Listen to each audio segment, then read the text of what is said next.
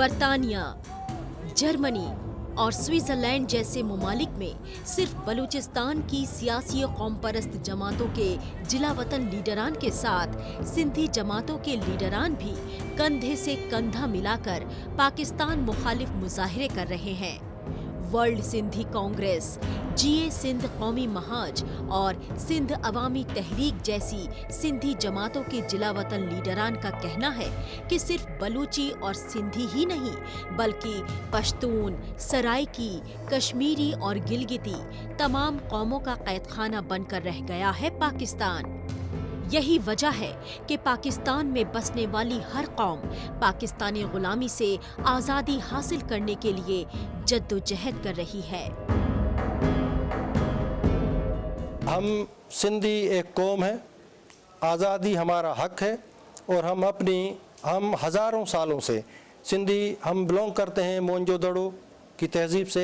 और हमें अपना वतन, अपना देश जो हज़ारों सालों से आज़ाद देश था उसका नाम सिंधु देश था और उस सिंधु देश की हम मुकम्मल आज़ादी चाहते हैं पाकिस्तान से, पंजाबी कब्ज़े से, पंजाबी इंपीरियलिज़म से। इसलिए हमारा मकसद जो है वो सिंधु देश की आज़ादी है।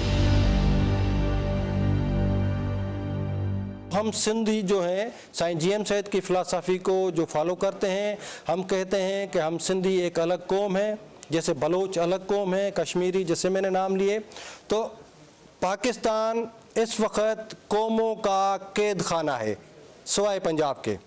क्योंकि आर्मी पंजाब से बिलोंग करती है, ब्यूरोक्रेसी उनकी है, इस्लाम आइडियालॉजिकली वो यूज़ करते हैं अगेंस्ट सिंध, अगेंस्ट बलोचिस्तान, जो तारीख़ी कौम है उनके ख़िलाफ़।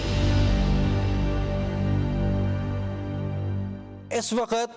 पूरी दुनिया के अंदर जो ख़तरा है वो इस्लामी टेररिज़म से है और इस्लामी टेररिज़म को पाकिस्तान, उसकी ब्रूटल आईएसआई एजेंसी और उसकी आर्मी उस सारे दहशतगर्द लीडर्स को, ग्रुप्स को पालते हैं, उनकी सपोर्ट करते हैं और उनको पूरी दुनिया में फैलाया हुआ है।